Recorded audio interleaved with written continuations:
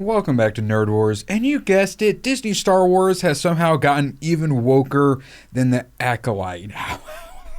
I didn't even know it was possible. In my world, nerds are gay. Okay. If you think the world would be a better place without the Acolyte Season 1 in it, consider leaving a like and a subscribe. Man talk. Disney Star Wars debuts first look at transgender clone trooper. Oh my god. After Disney CEO Bob Iger said he removed company from the culture war. Liar! Transgender clone trooper. Alright, next story, or no, like and subscribe, leave a comment. Thanks for watching the video. Alright, we got some clone troopers here, some clone troopers. Just some normal old clone troopers. Lucasfilm and publisher Simon & Schuster revealed a first look at a male clone trooper pretending to be a woman. Oh yeah, if I didn't mention it, brought to you by That Park Place, I assume John F. Trent? Correct. Male clone trooper pretending to be a woman in Star Wars, The Secrets of the Clone Troopers. Bom, bom, bom. It's these guys. And they're, notice, clone troopers. Not just stormtroopers, clone troopers. Can't wait. I know we're in trouble, just hang on! So it has excerpts from characters, particularly the, Clone Wars animated.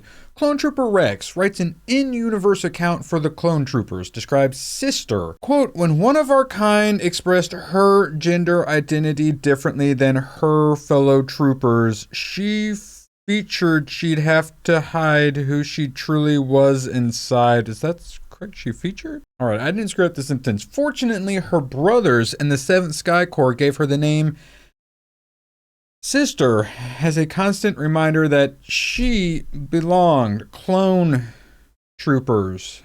I'm told this, we're talking Jango Fett here. Clone troopers. They're the brothers. And then one of them's like, I don't know what gender I am. Yeah, to the recycler. I'm told, that was my first thought, and I was told that would have been what happened. To the recycler. Silent breed is people! And the brothers call him/her sister. All right, that's the article, guys. Thank you so much. We definitely don't have pictures of it. Fuck. Like and subscribe. I just can't do it. I can't take this shit no more, man. Oh my god, we have a picture of it. No. Why? Why? And as Jonas J. Campbell points out, Disney just released a Star Wars Clone Wars book featuring male trooper called Sister, who uses she/her pronouns with trans flag painted armor. The description says the book is for young fans and children. Oh my god, why? Why? But also, why? How embarrassing. How embarrassing. In fact, Simon & Schuster's listing of the book states, quote, learn the secrets of the clone troopers in this interactive, fully illustrated guide for readers of all ages. It's got pop-ups, booklets, and lift the flap inserts. That sounds a little less all ages and more for kids. That's suspicious. It has beautiful illustrations that will enthrall child and adult readers alike. Enthrall and groom. Who said that? The character first appeared in Eck Johnston's Queen's Hope back in 2022. In a now deleted post, Johnston shared concept art of the character created by Uzuri Art. Johnson wrote in the post, Johnson is she, apparently, I did not think that from the picture. Her name is Sister because her brothers wanted to make sure everyone knew that she belonged, and this was the art that she commissioned for it. Sister, everybody. Let the past die. Kill it if you have to. In another post, Sister doesn't have a huge part in the book, so we didn't want to use her existence as promo. Yeah, that'd be pretty pandery, right? I made her to be shared, not just with readers, but with other Star Wars writers as well. Okay, P.S. She's functionally immortal.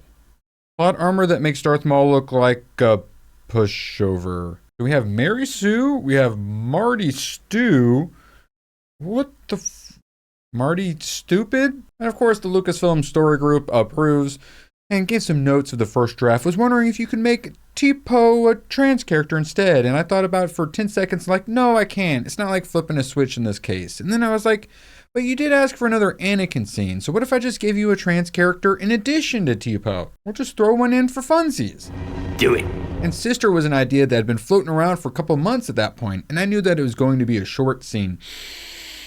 Nope, let's stick to canon. That's not a trans character. Let's just make one out of thin air because we want one for some reason. I almost used the F word. I knew that it was going to be very unsubtle. You don't say. I saw the concept art. And I knew that I wanted it to be with Anakin because I wanted it to be one of his most like Jake Lloyd moments in the whole book. It interacts with Darth Vader, Anakin, because why wouldn't it? I really wanted that kind of innocence, that genuineness, that immediate acceptance to shine through in that scene as Anakin accepts sister as being sister. This is kind of strange because Bob Iger had informed me of some things. He was asked by CNBC, the woke thing has had more of an impact. You said to me that you would love to be just out of the culture wars. Do you feel you're succeeding in that? Who put you in the culture wars, Bob Iger? Was it Bob Chapek? Is it all his fault? Is Bob Chapek in the room with us right now, Bob Iger? Emperor Iger replied, well, I think, yes. I think the noise has sort of quieted down. I've been preaching this for a long time at the company. Before I left and since I came back, that our number one goal is to entertain. It was Bob Chapek's fault. Look, the term woke is thrown around liberally. No pun intended in that regard. I think a lot of people don't understand really what it means. Oh, we understand what it means. The bottom line is that infusing messaging as a sort of a number one priority in our films and TV shows is not what we're up to. Why does it seem that way then? They need to be entertaining. Yes, agreed. Can't wait to watch Agatha All Along after this one, Bob. Can't wait to see what the bald, black, non-binary lesbian witch does this episode. And look, where the Disney company can have a positive impact on the world. Yeah, sounds like your ESG report. Fostering acceptance and understanding of people of all different types. Great. But generally speaking, we need to be an entertainment first company, and I've worked really hard to do that. Is that right, Bob? I'm about to watch Agatha All Along after this, Bob. Go yourself. Is that clear? I hope it is. Blah, blah, blah. Look, we're trying to reach a very, very diverse audience. Yes, because you were lied to by marketing execs. And pandering to people, very, very diverse people, just makes your actual fans and customers say, yeah, no, I'm good. Agatha All Along. And on one hand, in order to do that, the stories you tell have to really reflect the audience that you're trying to reach. How about you try to reach the straight white men who've been the Marvel fans for so long, the Star Wars fans for so long? But that audience, because they're so diverse, really first and foremost, they wouldn't be entertained, and sometimes they can be turned off by certain things. We have to be more sensitive to the interest of a broad audience, and if they complain about anything, call them racist. It's not easy. You can't please everybody all the time, and anyone you don't please, we're going to tell the hacks at Variety and Hollywood Reporter to call you toxic fandoms. So you tell me, does it feel like Disney has gotten out of the culture war? No. If you'd like to see Darth Vader force choke sister, consider leaving a thumbs up and subscribing in Minecraft. And do you think Bob Iger or Kathleen Kennedy are ever going to leave their jobs? Will it even matter? Thanks for watching, and please follow the algorithm on your way out and support the channel by becoming a YouTube member.